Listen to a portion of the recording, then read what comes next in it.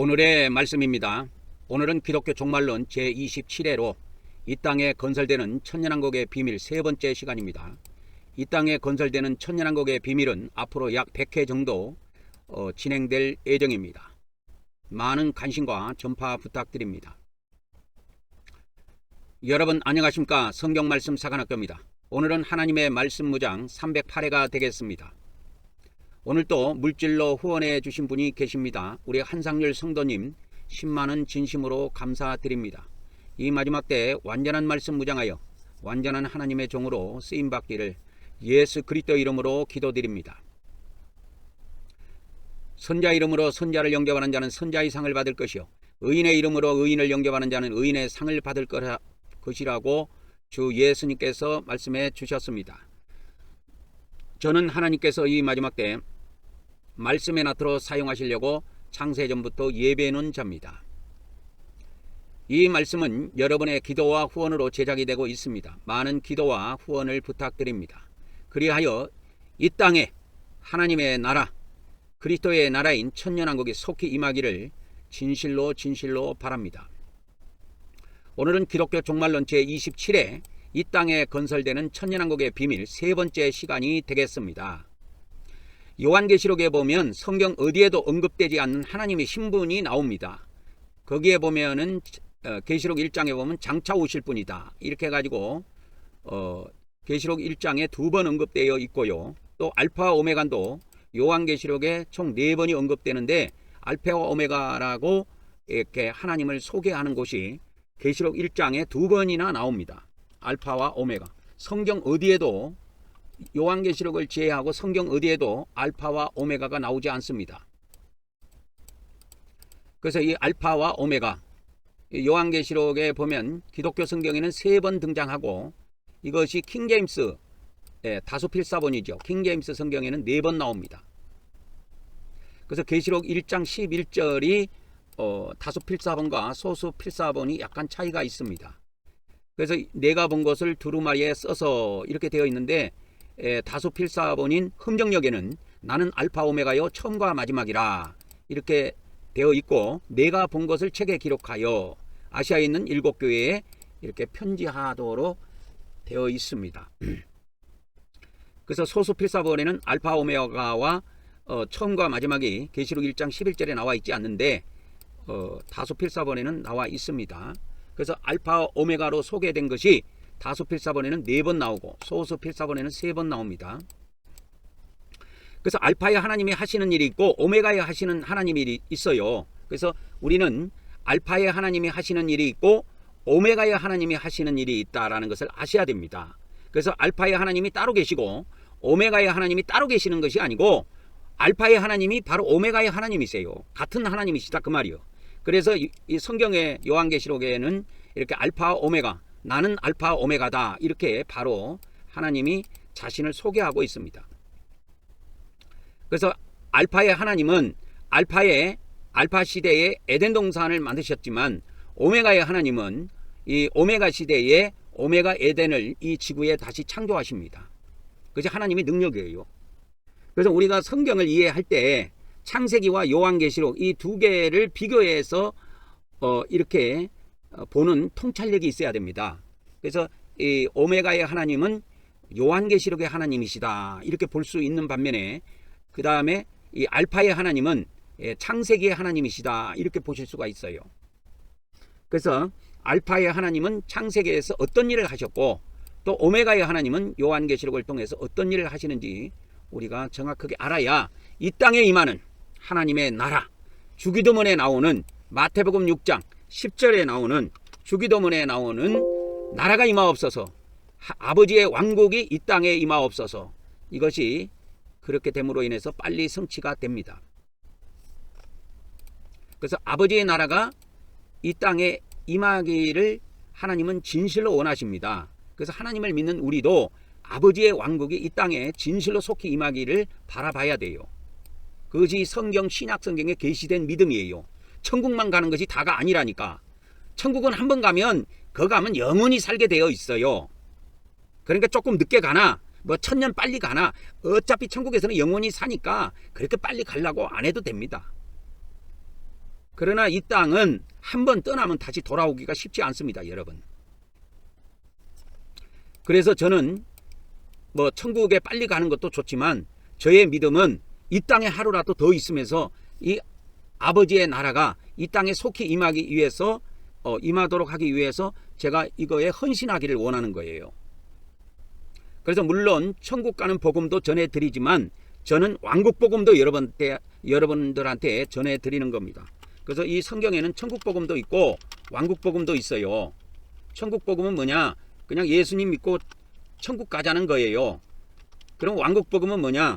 이 땅의 천년왕국을 위한 복음입니다. 왕국 복음은. 천국 복음은 뭐냐면 하늘 왕국을 위한 복음이에요. 그러면 왕국 복음은 뭐냐면 하늘 왕국이 아니고 땅의 왕국입니다. 땅의 왕국을 위한 복음이에요.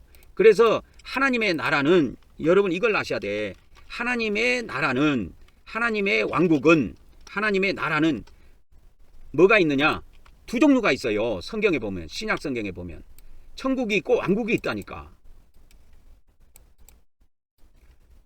그래서 천국에서 영생하는 복음이 있고 땅에서 1000년 동안 누리는 복이 있고 그래요. 그래서 이 천국에 가서 우리가 하늘 왕국에 들어가서 영생을 누리는 것도 좋지만 그거는 어차피 다 누리는 거예요. 그런 거지만은 이 땅의 왕국에 있는 이 복을 누리는 거는 그렇게 극소수의 사람만 누린다는 것을 아셔야 합니다.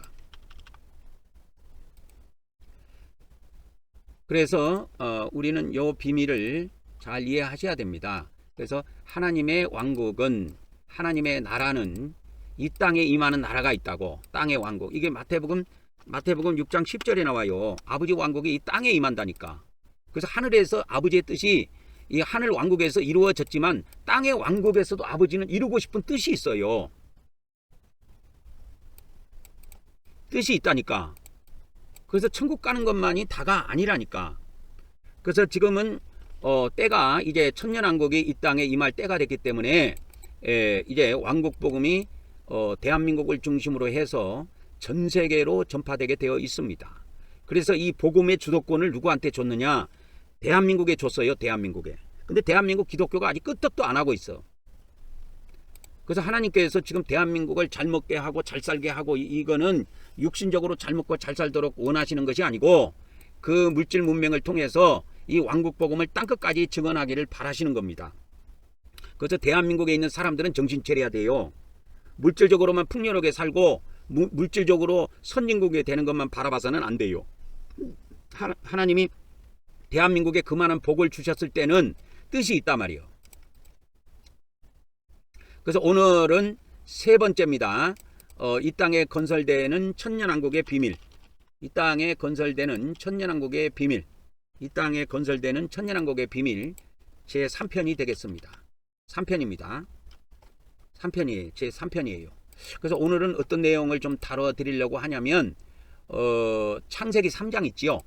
오늘은 이제 창세기 3장을 중심으로 해서 말씀을 좀 전해드리려고 해요.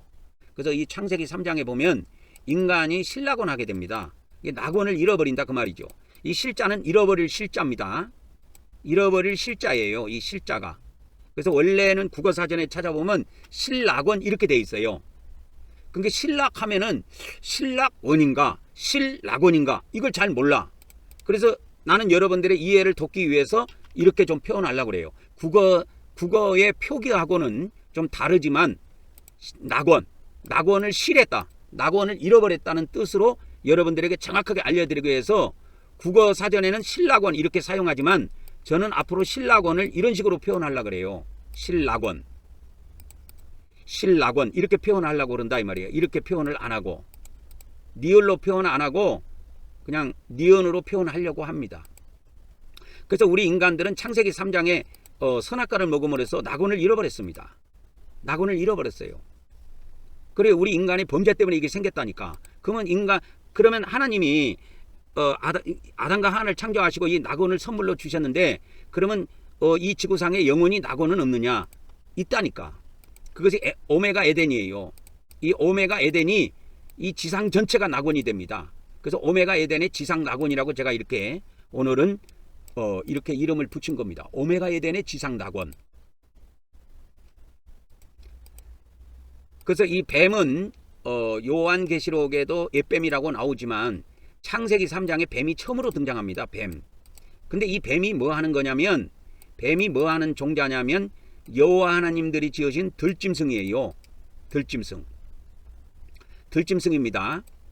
그래서 이 들짐승이 하나님께서 지으신 이 짐승들의 종류가 다양합니다. 그래서 하나님께서 창세기 1장을 통해서 창조한 순서를 보면은 식물을 먼저 창조하고 동물을 창조합니다. 그리고 짐승을 창조해요. 그리고 인간을 마지막에 창조합니다. 인간, 사람이라고 하죠. 사람을 마지막에 창조해요.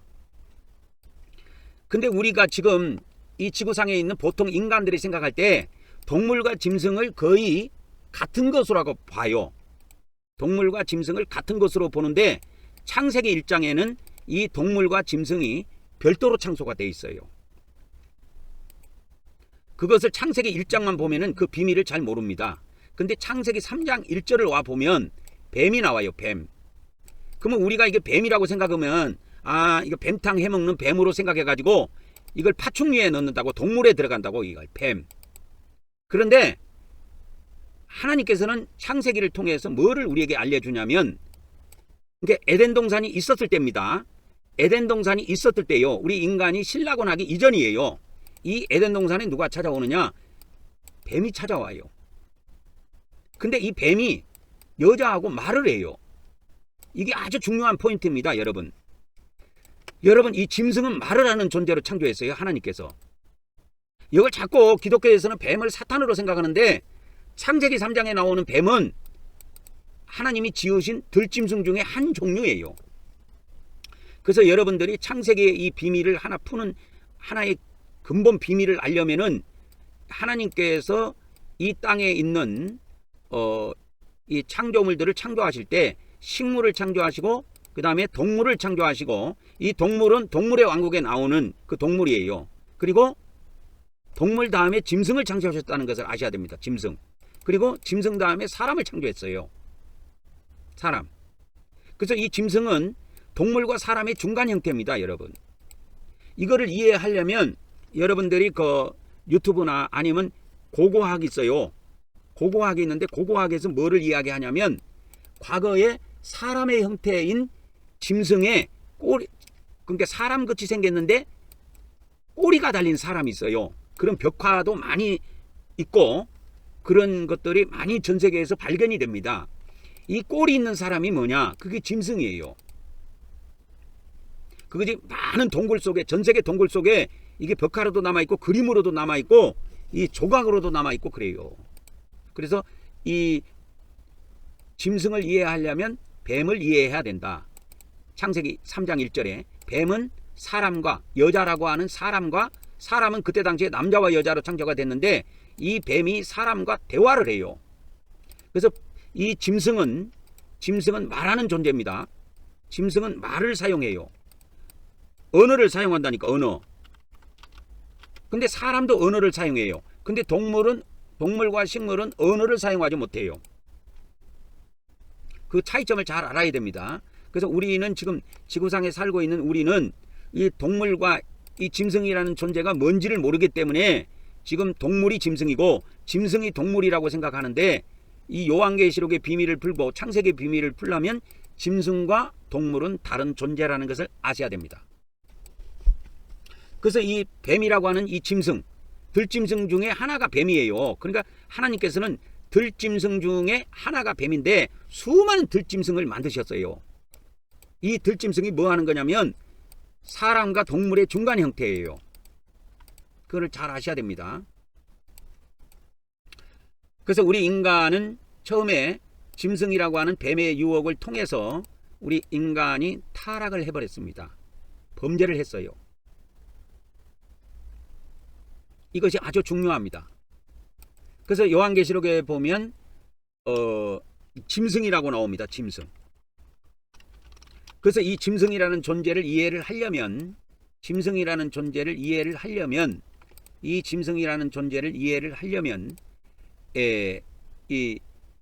뱀의 정체를 알아야 됩니다. 뱀은 지극히 강교한 존재로 하나님이 만들었습니다. 그래서 아주 지혜로운 존재예요. 그래서 혼이 발달되어 있는데 아까 제가 이야기할 때 그 짐승이 있고 사람이 있다고 했는데 이 들짐승이 언어를 사용한다고 했죠. 그래서 이 사람과 동물의 중간 형태라고 했는데 이 들짐승은 아주 혼이 발달되어 있어요. 근데 이 들짐승은 뭐 하는 거냐면 들짐승은 뭐냐, 혼이 존재한다 이 말이에요. 혼이. 그래서 지혜가 많아요. 지혜가 뛰어납니다. 근데 영이 없어요. 얘들은 들짐승은 영이 없대요. 근데 사람은 뭐냐, 사람은 뭐냐면 혼이 존재해요. 그리고 뭣도 존재해요? 영이 존재합니다. 사람은. 근데 이 짐승은 혼은 존재하지만 뭐는 없어? 영은 없어요. 그러면 동물은 어떻냐? 동물은 좀 다릅니다. 동물은 좀 어떻게 다르냐면 동물은 이제 이렇게 다릅니다. 이렇게 동물은 육이 존재하죠. 육이 존재하고 그들은 영이 없습니다. 혼도 본능적인 혼은 갖고 있지만 인간과 대화를 할 수 있는 정도의 수준은 아니에요.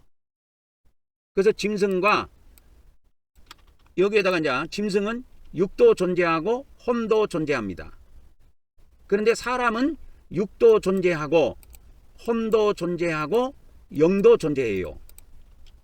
이 존재의 비밀을 아셔야 됩니다.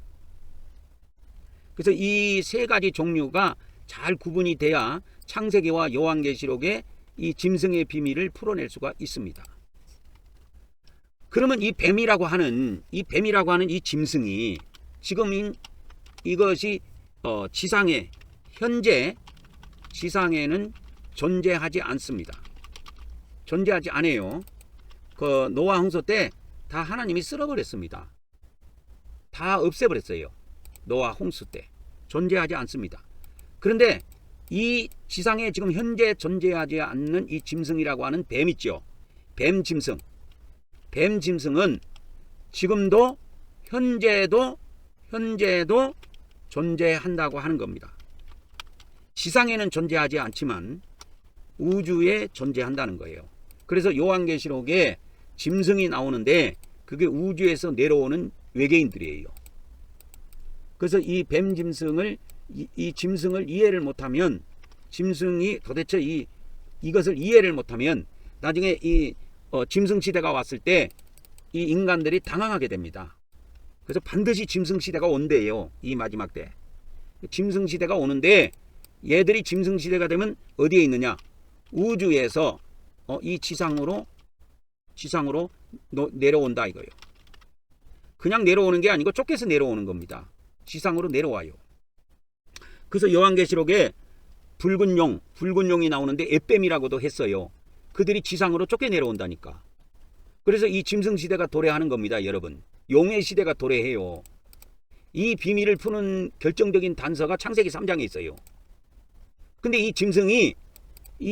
뱀짐승이 어디로 가버렸느냐? 우주로 갔다는 거예요. 우주로. 어떻게 우주로 갔느냐?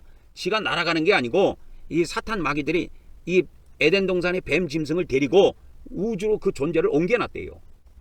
뱀짐승을. 그래서 이 우주 안에는 수많은 그 짐승 종류가 있대요. 그래서 이 성경의 요한계시록에서는 무저갱에서 올라온 짐승이라고 되어 있습니다. 그래서 요한계시록에서는 무저갱에서 올라온 짐승이라고 되어 있어요. 요한계시록에는 무저갱에서 올라온 짐승으로 되어 있습니다. 그래서 이제 요한계시록에 가보면 무저갱 넣고 짐승 넣고 하면은 그냥 딱 나옵니다. 이게 계시록 11장 7절에 보니까 무저갱에서 올라오는 짐승 이렇게 되어 있어요. 이 계시록 17장 8절에도 짐승이 있는데 장차 무저갱으로부터 올라가고 멸망으로 들어갈 자야. 이 멸망이 어디냐? 이게 불못입니다. 불못이에요, 불못. 그래서 이 무저갱이 어디냐? 이 무저갱이 우주에 있습니다. 우주에. 여러분. 하늘에 있다 그 말이에요, 무저갱이. 그래서 사람이 죽으면 다 하늘로 가요. 사람은 죽으면 하늘로 갑니다. 그래서 이 짐승의 세계는 곧 짐승 시대에 이들이 전 지구를 통째로 장악하게 되는데요. 그들이 어디에서 오는 존재들이냐? 창세기에 있는 이 짐승들이 무저갱에서 올라와요. 요한계시록에는. 그래서 이 비밀을 알아야 됩니다. 비밀. 그래서 하나님께서 창조한 이 들짐승들이 예전에 많이 있었대요. 그래서 여러분이 이거에 관련된 그 비밀들을 유튜브나 이런 데서 한번 한번 찾아서 한번 살펴보세요. 예전에 제가 찾아보니까 그러한 화석도 발견되고 그러한 뼈도 발견되고 동굴의 그림도 이렇게 돌에 새겨져 있는 그림들도 있고 그러더라고. 근데 모양은 사람인데 동물의 꼬리가 달렸어요. 이 짐승에는. 그런 현상을 모양은 사람인데 뭐요? 동물에 뭐가 있다? 동물에 꼬리가 있다. 그게 짐승이야. 짐승. 이게 사람하고 다릅니다. 여러분. 모양은 사람인데 동물의 꼬리가 있어요. 이런 것을 한번 유튜브나 이런 인터넷을 통해서 고고학 그린 그림을 한번 찾아보시기 바랍니다. 그래서 인터넷에 찾아보면 이게 사람이죠. 사람의 발처럼 생겼죠. 이렇게 손도 그렇고 그죠? 근데 동물이잖아요. 이렇게 사슴 모양을 하고 있고 꼬리가 있고. 근데 여기에 벽화에 이렇게 그려져 있어요. 이게 동굴 벽화에 이렇게 그려져 있다니까요. 그러니까 이게 뭐냐면 이것이 이런 실제로 존재가 있었다는 것을 의미합니다. 근데 이런 존재가 지금은 지구상에 없어요.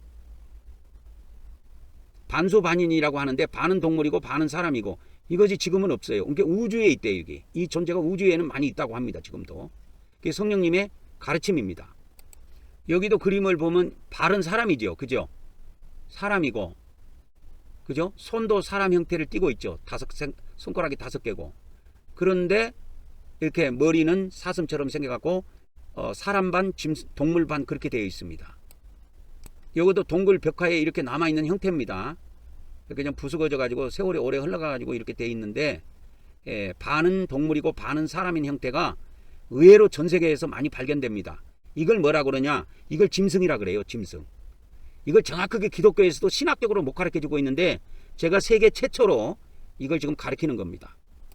그리고 이 짐승의 그 모양이 어디에 나오냐면 요한계시록 그 9장 있죠. 9장에 보면 이 짐승의 모양이 나옵니다. 짐승의 모양이 정확하게 나옵니다. 계시록 9장에 나와요. 8장 다음에 9장 있죠. 그래서 5째 천사가 나팔을 부는 내용이 나오는데 거기에 보면 짐승이라고 하는 황충의 모양이 나옵니다. 성경에 정확하게 나와요. 근데 이 얼굴은 뭐냐? 얼굴은 사람이야. 근데 그 몸은 말입니다. 말 모양을 하고 있어요. 말 모양을 하고 있습니다. 이 요한계시록에 보면 그렇게 되어 있습니다.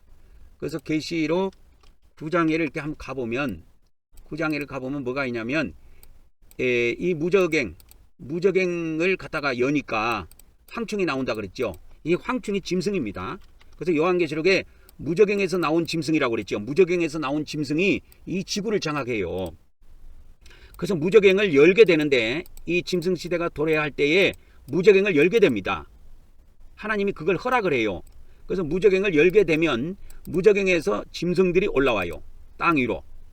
이 땅은 지구입니다. 지구로 올라와요. 땅 위로 나오게 됩니다. 이 짐승, 황충이라고 하는 이 짐승이 모양이 나와 있어요. 성경에. 여기 나오죠.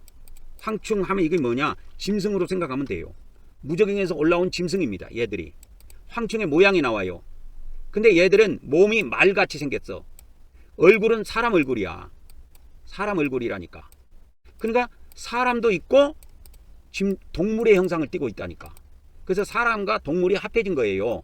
이것이 지금은 지구에는 존재하지 않고 실제로 무저갱에는 이게 있다라는 거예요. 무저갱에. 얘들이. 무저갱이 어디냐? 무저갱은 우주입니다. 여러분. 우주 하늘에 있어요. 우주 하늘에 있다니까. 얘들이 나중에 다 쫓겨 내려와요.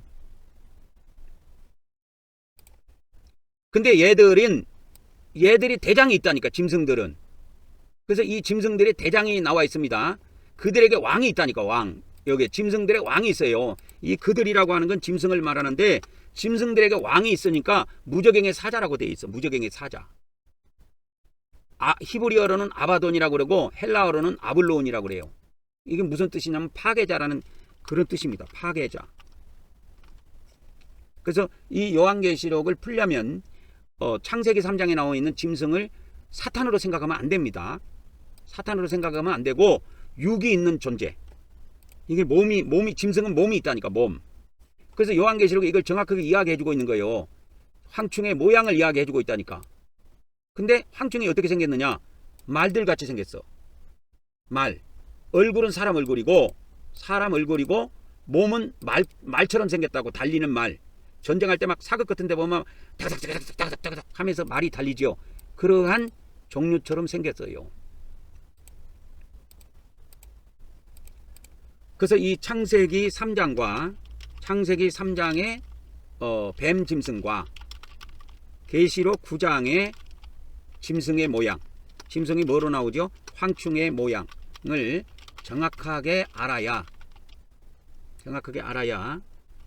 요한계시록의 해석이 가능해집니다. 이거를 모르면 해석을 못하게 되어 있어요.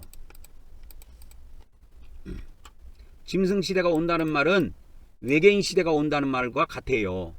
그리고 우주인 시대가 온다는 말이에요. 근데 이것이 창세기 3장에 있었대요. 이 짐승이 원래. 근데 이 땅에 있는 것은 다 죽었고 노아 홍수 때 다 죽었고 그게 성령님이 가르침이에요. 성령님이 가르침은 뭐냐?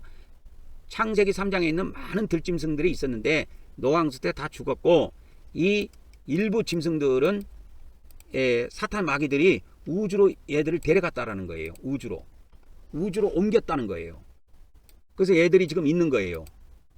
그래서 우주에는 지금 이 외계인들이 지구의 사람들도 잡아다가 연구를 합니다, 여러분. 그래서 지구의 사람들이 갑자기 없어지는 경우도 있어요. 왜? 자꾸 거기에 있는 짐승과 사람을 짬뽕해가지고 세포 같은 걸 복제해가지고 생산을 하는 거예요. 이런 일들이 지금 흔하게 지금 일어나고 있다. 그래서 이 요한계시록 우리 인간이 망하게 된 건 짐승 때문에 망하게 된 겁니다. 짐승. 뱀이라고 이렇게 생각하지만 짐승의 유혹이라고 탁 하면 돼요. 짐승. 이 짐승이 뭐냐? 뱀이다 그 말이요. 이게 수많은 짐승들이 있었다면 이 짐승이라는 종자는 동물과 사람의 중간 형태였다.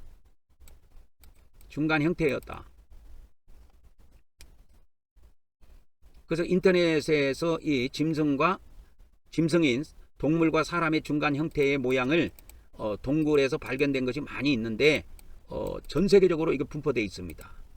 이게 실제로 이들이 존재했다라는 거예요. 이 지구상에. 그래서 지금은 신화적인 존재로만 여기는데 이런 신화적인 존재가 이 마지막 때 실상으로 우리 인간의 눈에 보이도록 이 지구에 나타난다고 하는 겁니다. 그래서 이 하나님께서 이 짐승들을 만들 때는 강교한 존재, 지혜로운 존재로 만들어낸 거예요. 그래서 이들이 지혜가 뛰어나기 때문에 하나님의 말씀을 애국하고 인간들에게 이렇게 불신을 심어준 겁니다. 그래서 여자는 뱀이 말씀에 약간의 변형을 더해가지고 그 뱀이 말씀을 애곡했는데 말씀 애곡에 영향을 받아버린 거예요.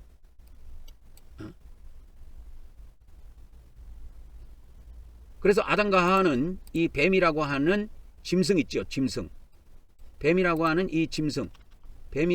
이 짐승의 말에 속아가지고 선악과를 먹어버립니다. 선악과를 먹어버려요.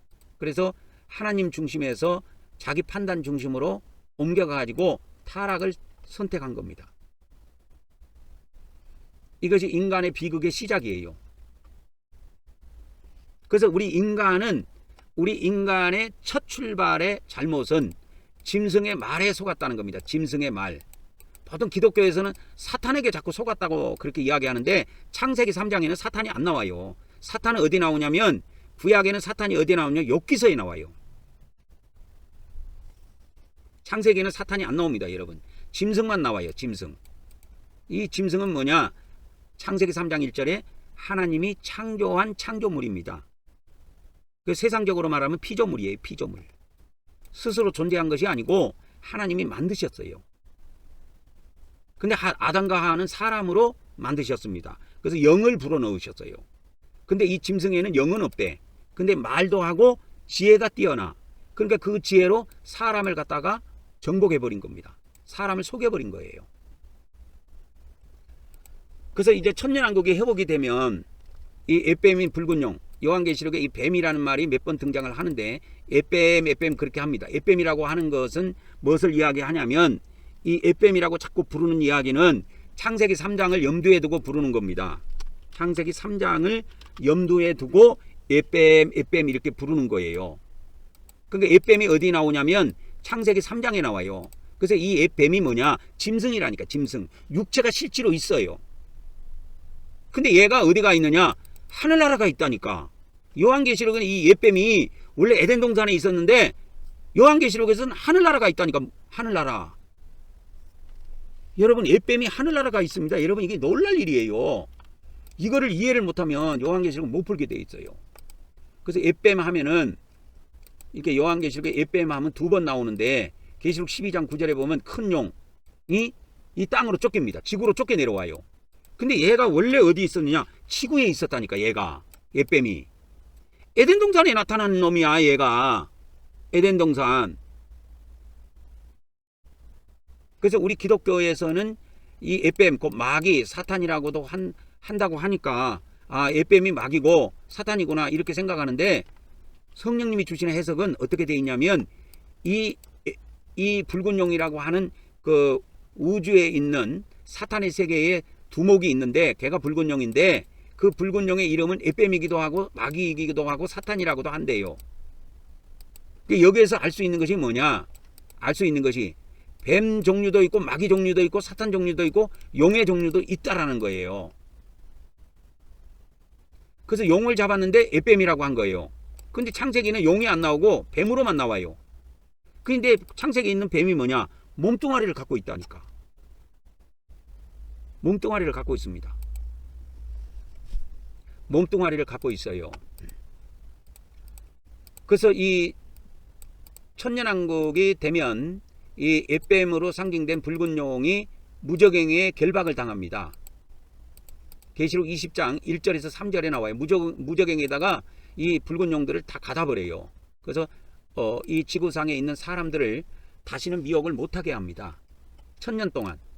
민족들을 1000년 동안 미혹을 못하게 해요.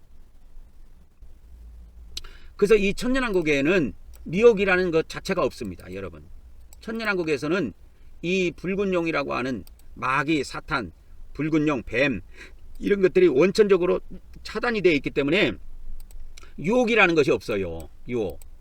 근데 지금 우리가 지구에 살고 있는 사람으로서 우리 지구에 지금 현재 얼마나 유혹이 많습니까?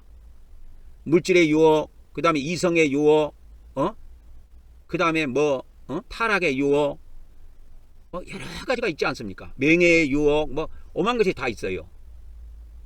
근데 이 천년왕국 때에는 이 유혹이라는 마귀의 세력들이 다 무적행에 갇혀버리기 때문에 유혹이라는 근원 자체가 사라져요.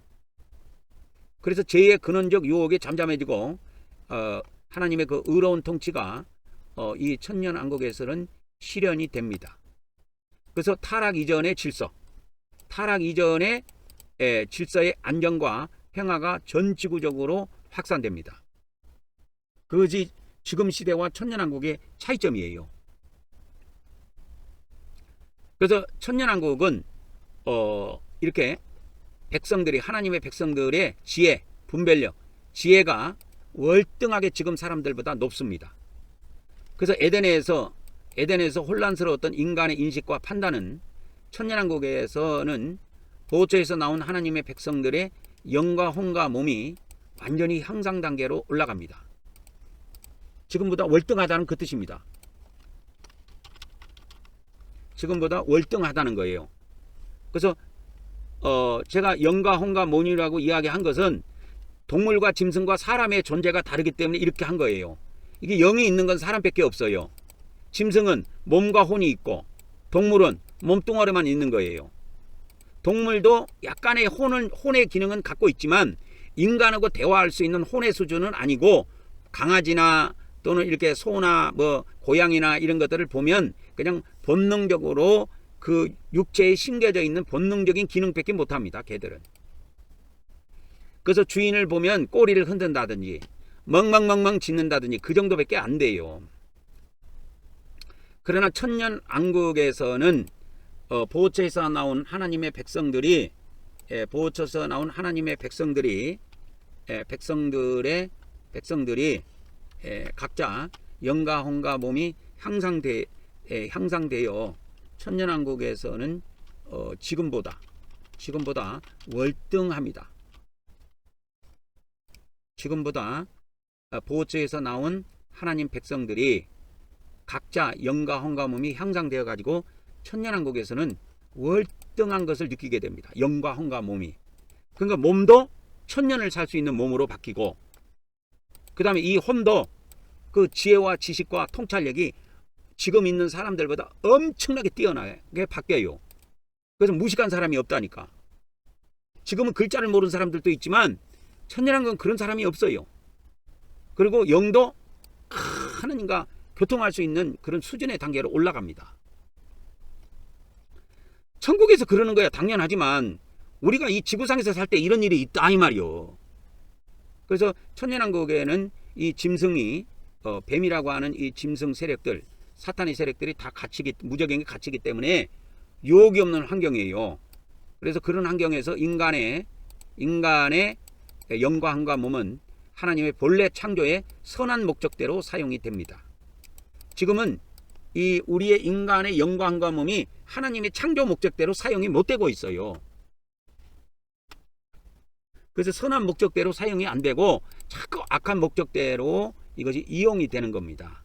근데 천년왕국에는 이게 완전히 바뀌어버려요. 그 다음에 이제 두 번째 창세기 3장 7절의 내용입니다. 그래서 인간이 범죄를 하고 나서 눈이 팍 밝아져 버린 거예요. 눈이 밝아져 갖고 좋은 쪽으로 밝아지면 되는데 눈이 밝아져 가지고 예전에 보지 못한 것이 보이게 되는 거야. 그래서 이거 여자는 남자를 봤을 때 남자의 육체를 보고 부끄러워해요. 남자도 여자의 육체를 보고 부끄러워하는 겁니다.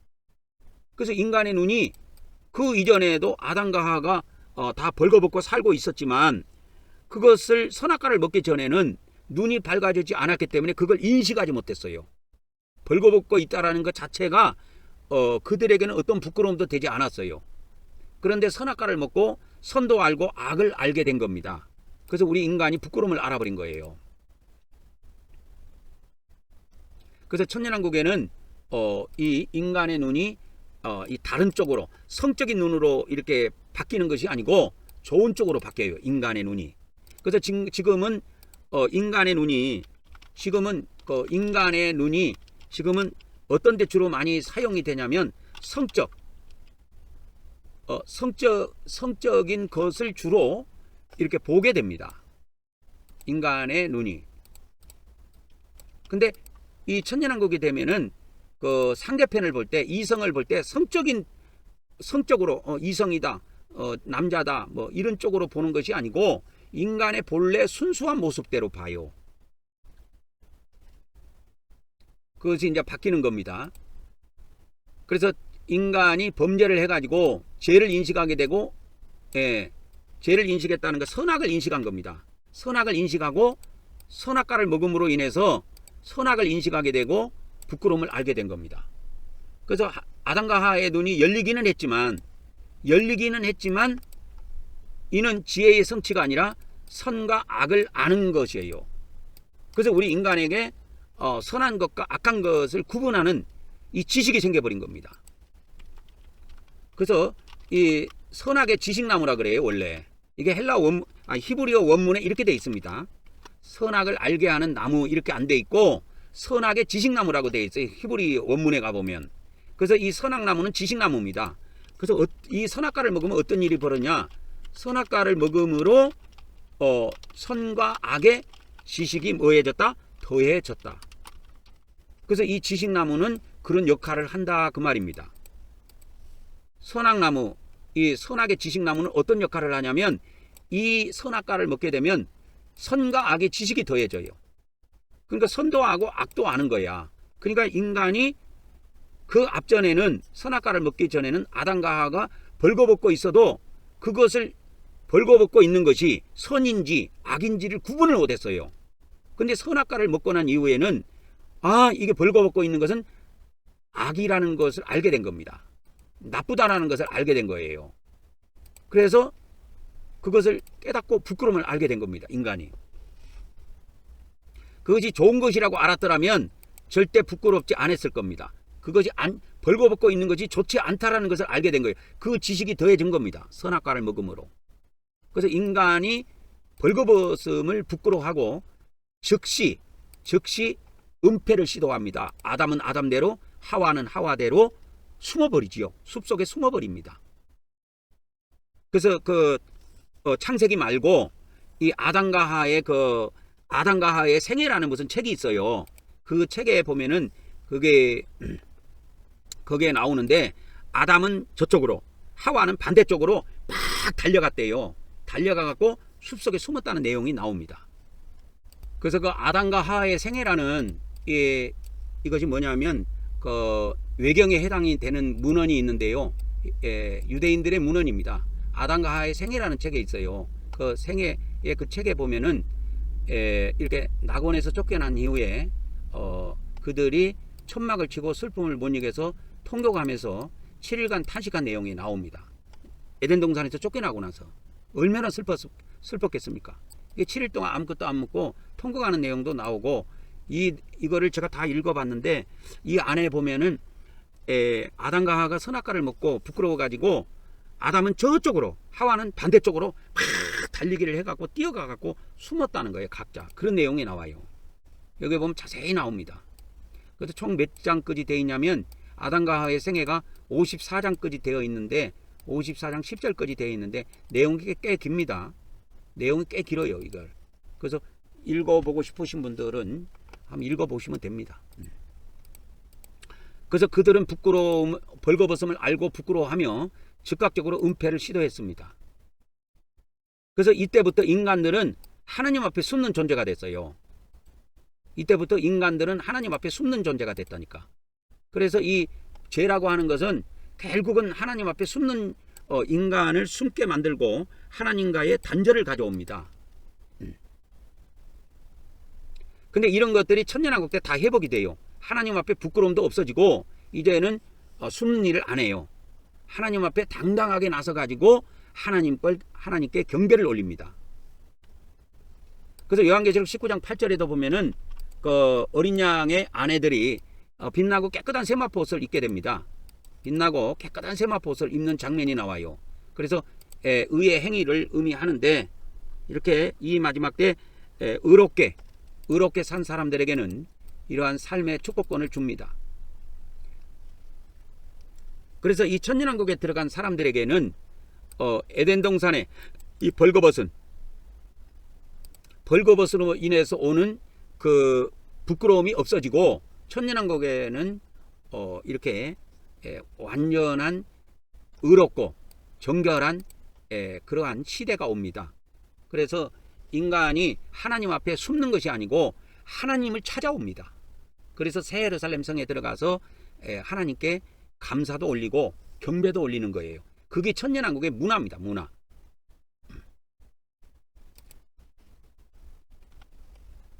그래서 천년왕국에는 죄를 짓고 죄를 은폐하는 것이 아니라 의를 행하고 의를 드러내는 그러한 흐름으로 갑니다. 이 천년왕국이라고 하는 나라가 지금 이 지구상의 현재 이 나라하고는 완전 체질이 바뀌어버립니다. 여러분.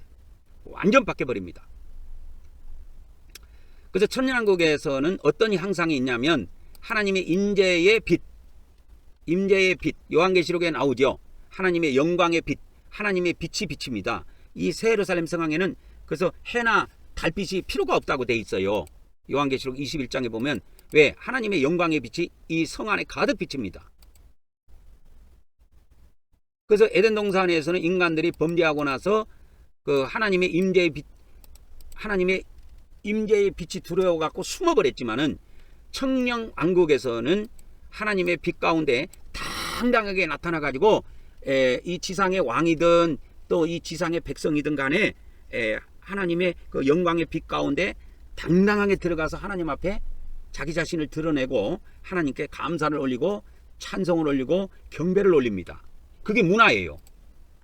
문화라고 하는 거는 여러분 지금 여러분 문화라는 것이 있죠. K문화 무슨 문화 있는데 이 세상 문화가 있듯이 나중에는 천년왕국 문화가 있어요. 천년시대 문화가 있다고. 이 문화는 하나님 앞에 숨는 것이 아니고 하나님 앞에 당당하게 나서서 경배 드리고 감사하는 그런 문화가 자리 잡습니다. 지금은 이런 문화가 아니지요. 지구상에 다 숨어버리잖아요.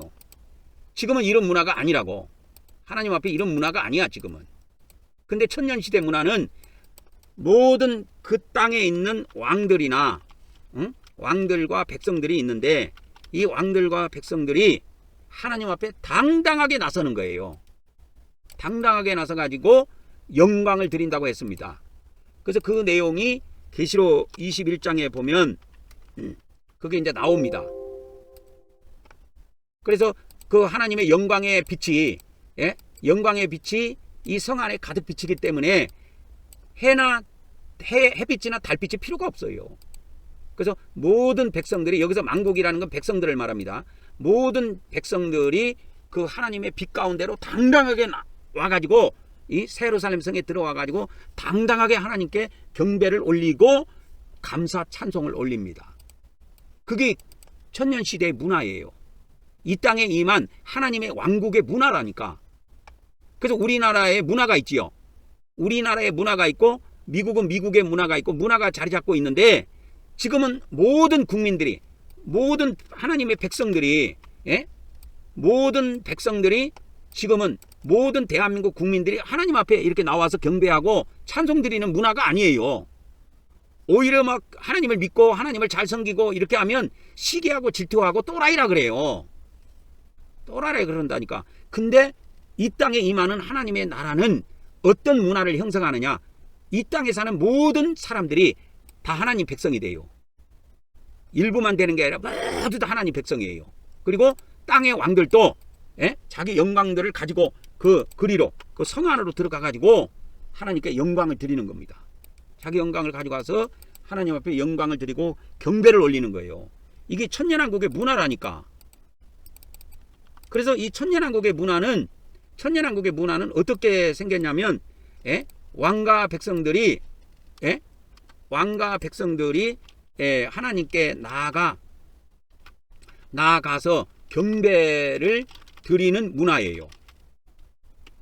문화라고 하는 거는 그냥 하나의 전체적인 현상을 말하는 거예요. 문화라고 하는 거는 문화라고 하는 거는 전체적인 현상을 이야기해요. 전체적인 풍습, 그걸 문화라고 합니다, 여러분. 지금은 이런 문화가 아니죠. 그렇죠? 지금은 이 땅에 있는 왕들과 백성들이 하나님께 나가서 경배드립니까? 안 해요, 지금은. 지금은 뭐 부처 앞에 가서 하는 사람도 있고, 벨로무 신을 모셔놓고 하는 사람도 있고, 그런데 이 천년왕국의 문화, 이 세상의 하나님의 나라의 문화가 이 에덴 동산이, 오메가 에덴 동산이 들어서면 이 땅에 있는 모든 백성들, 땅에 있는 모든 왕들과 백성들이 하나님께 나아가서 경배드리는 문화가 생겨납니다. 이게 전체적인 풍습이에요. 전 세계적인 풍습이 됩니다. 그래서 백성들이 그 빛 가운데로 다니고 땅의 왕들도 자기 영광을 가지고 그 성 안으로 들어가서 하나님께 경배를 올리고 또 나옵니다. 성 안에 그냥 사는 게 아니고 나와요. 나와갖고 자기 집으로 가는 거야. 그래서 이 천년시대 문화는 교통도 여러분 엄청나게 발달됩니다. 천년왕국의 문화는 땅의 이 교통 문화가 지금보다 엄청나게 발전합니다. 지금 그 뭡니까? 지금 대한민국에 앞으로 교통 문화가, 대한민국 있죠? 대한민국. 천년왕국 말고 대한민국의 교통 문화를 보면은 앞으로 교통 문화가 앞으로 서울에서 부산까지 20분이면 가는 문화가 온대요. 20분이면 가는 문화가 생긴대요. 여러분 이거 믿어집니까? 이 대한민국의 문화가 예? 교통 문화가 어떻게 바뀌느냐. 앞으로 서울에서 부산까지 20분이면 간대. 20분이면. 지금 이거 기술적으로 지금 우리나라가 최첨단에 서가지고 이것을 개발하고 있는데 20분이면 간대요. 천년왕국대는 전 세계 어디 있어도 이 새 예루살렘 성에 오는 걸 금방 옵니다, 여러분. 그 정도로 교통문화도 발달돼요. 그러니까 천년왕국을 이해하려면 옛날에 100년 전 사람들은 이해를 못해. 근데 우리는 AI 시대에 살고 있고 컴퓨터 시대에 살고 있고 인터넷 시대에 살고 있기 때문에, 그리고 과학 문명이 가장 발달된 시대에 살고 있기 때문에 조금은 이렇게 이야기를 해줘도 그럴 수 있겠다 이렇게 이해를 하지만 100년 전 사람만 해도요 어림도 없는 소리입니다, 여러분. 그래서 이 천년시대의 교통문화는 지금보다 엄청나게 빠르게 이동합니다. 엄청나게 빠르게 이동한다. 이게 천년왕국의 교통문화입니다. 교통문화예요.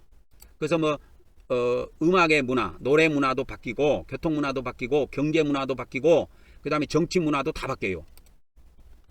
다 바뀝니다, 여러분. 천년왕국이 그렇게 좋은 시대로 바뀌어요. 그래서 이 천년왕국 시대가 되면은 어떻게 되냐면 부끄러움이 없어지고 은폐하거나 숨거나 도피하거나 그런 문화가 사라지고 아주 진실하게 살게 됩니다. 그리고 투명한 문화가 이루어져요. 투명한 문화. 지금은 반문화라 그래갖고 전부 다 어덩컴컴해서 어덩컴컴한 문화, 태폐적인 문화가 발달되어 있죠. 그러니까 숨어야 되니까, 이 죄를 지려면 숨어야 되니까 어덩컴컴한 지하 동굴 같은데, 그러한 나이트클럽 같은 데에서 그런 문화가 발전되는데, 천년왕국의 문화는 이런 문화하고 전혀 상관없는 완전한 투명한 문화로 바뀌고 정결한 문화로 바뀝니다. 그런 문화로 자리 잡아요. 완전히 바뀝니다, 세계가. 그래서 창세기 그 3장 8절에서 10절에 보면 아담과 하와가 범죄한 이후에 했던 것이 숨는 거였어요. 천년왕국에는 이런 숨는 것이 없습니다. 하나님께 가까이 나와가지고 하나님께 멀리 피해가지고 숨는 것이 아니고, 천년왕국 때에는 하나님께 가까이 나와가지고 하나님과 교통하는 문화예요. 교통하는 문화. 이런 문화가 교통의 문화가 회복이 됩니다. 지금은 인간들이 하나님 앞에 다 숨는다고. 그래서 죄를 짓는 인간들은 하나님 앞에 나오는 것이 껄끄러 보여. 그래서 안 나와요. 예수님 믿으라고 해도 안 믿고 하나님 믿으라고 해도 안 믿습니다. 믿는 사람도 지금도 그냥 불신자로 돌아간 경우도 많아요.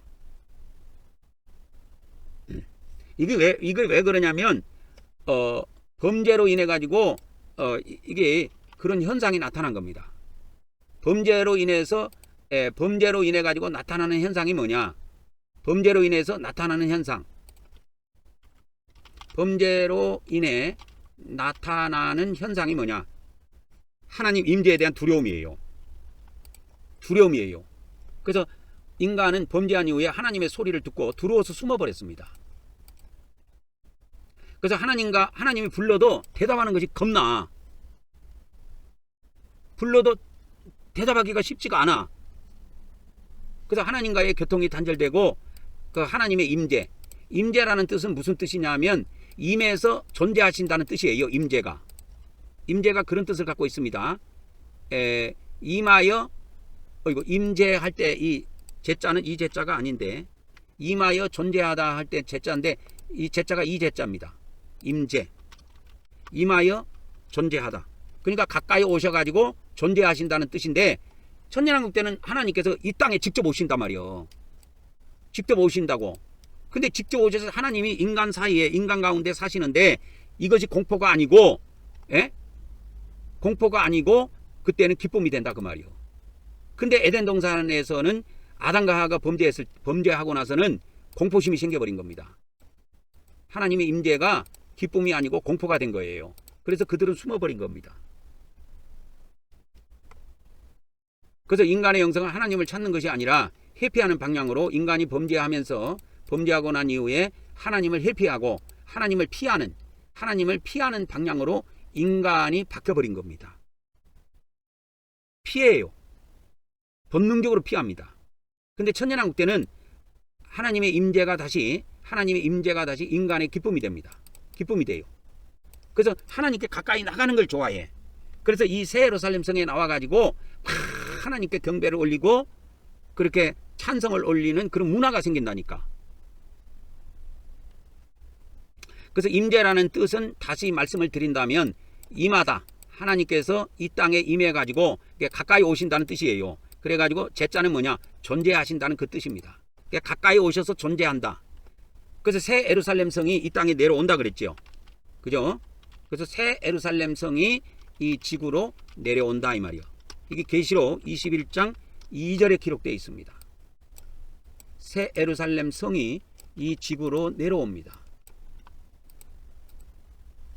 그래서 거룩한 성 새 예루살렘 성이 하나님께부터 하늘에서 이 땅으로 내려와요. 이 안에 뭐가 있느냐? 이 안에 하나님의 보좌가 있습니다. 그래서 이제 새 예루살렘 성이 이 땅에 내려와서 이제 그 천년왕국에 살고 있는 만민이 이 시온성, 이 새 예루살렘 성을 우리가 뭐 쉽게 말하자면 다른 말로 붙인다면 시온성이라고도 붙일 수가 있어요. 시온성. 시온성은 하늘에도 있고 땅에도 있습니다. 그래서 시온이라는 말이 어디에 나오냐면 히브리서 12장에 있어요. 22절에서 24절에 보면 이게 나옵니다. 시온이 나와요. 하늘에 있는 시온산이 나와요.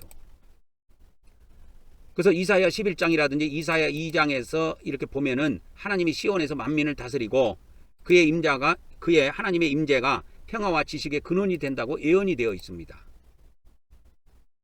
그래서 에덴에서 아담과 하와가 범죄하고 나서 두려워했던 하나님의 임재가 천년왕국에서는 기쁨으로 바뀝니다. 그리고 하나님이 옆에 있으므로 그 빛을 받음으로 치유가 일어나요. 그리고 그 빛을 한 번씩 받고 가면 마음의 평강이 옵니다. 기쁨이 생겨요. 그래서 백성들이 그 새 예루살렘 성에 들어가기를 좋아하지요. 왜? 하나님의 빛을 한 번만 받아도 온몸이 치유가 되고 마음이 평강이 생긴단 말이에요.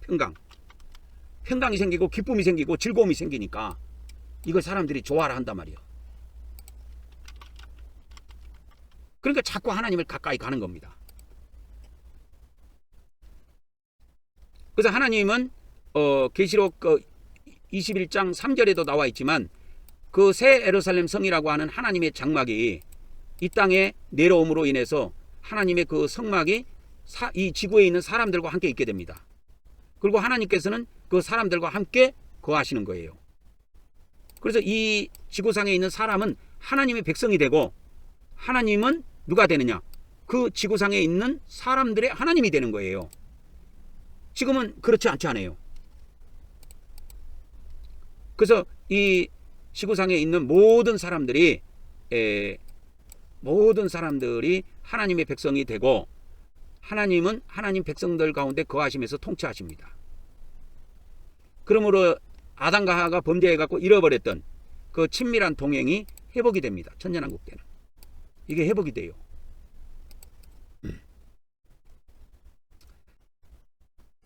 그래서 천년왕국은 하나님을 피하는 시대가 아니라 하나님을 배우고 정중히 모시는 시대입니다. 그래서 나라들이 하나님을 배우러 시온으로 나가게 됩니다. 그래서 이 새 예루살렘 성을 우리가 구약으로 비유하자면 시온성 이렇게 부를 수도 있어요. 그래서 이사야서 2장 그 2절에서 4절에 보면은 마지막 날들에 주의 집의 산이 산들의 꼭대기에 굳게 세워지며 작은 산들 위로 높여지리니 모든 민족들이 그리로 흘러들이라. 많은 백성들이 가며 이르기를 너희는 오라. 우리가 주의 산에 오르고 야곱의 하나님의 집에 이르자. 그러니까 이게 문화로 자리를 잡는다니까. 모든 천년왕국의 백성들이 그 새 예루살렘 성에 들어가고 하나님의 산에 오르는 걸 기뻐해. 그 야곱의 하나님의 집에 이르는 것을 기뻐하는 거야. 그러면 그분이 한 말씀이라도 하신다고 보좌에서. 그분께서 자신의 길들을 우리에게 가르치실 터인즉 우리가 그분의 길들로 걸으리라 하리니 이는 법이 하나님의 법이 시온에서 나오는 겁니다. 그래서 이 새 예루살렘 성을 시온이라고 부를 수가 있어요. 주의 말씀이 예루살렘으로부터 나갈 것이기 때문이다. 여기서 예루살렘은 새 예루살렘을 말하는 겁니다. 구약에 있는 예루살렘 성을 말하는 것이 아니고 하늘에서 내려온 요한계시록 21장 2절에 있는 하늘에서 내려온 새 예루살렘 성을 이야기하는 거예요. 이 새 예루살렘 성 안에 하나님의 보좌도 있고 어린 양의 보좌도 있습니다. 그래서 백성들이 여기에 와가지고 하나님께 찬양하고 하나님께 경배할 때에 하나님께서는 말씀으로도 이렇게 빛으로도 말씀으로도 이렇게 선포해서 백성들에게 이렇게 직접적인 교통이 있습니다. 그러나 하나님의 얼굴을 뵐 수 있는 것은 왕들에게, 부활한 왕들에게는 주어지고 일반 백성들은 천년왕국 때에 부활하지 못한 일반 백성들은 하나님의 얼굴은 뵐 수가 없어요. 음성 정도만 들을 수가 있습니다. 지금도 뭐 하나님을 가까이 하고 신령한 사람들은 하나님의 음성을 듣지 않아요. 근데 천년왕국에는 모든 백성들이 다 듣습니다. 이런 나라를 우리가 간절히 사모하며 이 말씀을 열심히 이 땅에 건설되는 천년왕국의 비밀을 우리가 다 같이 많은 사람들에게 선포하도록 합시다. 오늘은 여기까지 하고 말씀을 마치도록 하겠습니다. 그래서 천년왕국은 하나님과 인간관계가 해피의 관계가 아니고 하나님과 인간관계가 투명한 관계입니다. 그리고 뭐 잠깐 만나고 헤어지는 그런 관계가 아니고 지속적인 관계를 유지해요. 그리고 공개적인 관계, 지속적인 관계, 동계적인 관계, 기쁨의 관계로 변합니다. 그렇게 변합니다. 이게 천년왕국입니다. 오늘 또 벌써 시간이 많이 갔기 때문에 오늘 여기까지 하고 다음 시간에 뵙도록 하겠습니다. 우리가 이 어마어마한 천년왕국에 도래할 그러한 시기가 가까이 오고 있는데 우리 모두 천년왕국의 말씀을 완전무장하여 모든 사람들에게 전하는 그러한 사람들이 되도록 노력합시다. 다음 시간에 뵙도록 하겠습니다.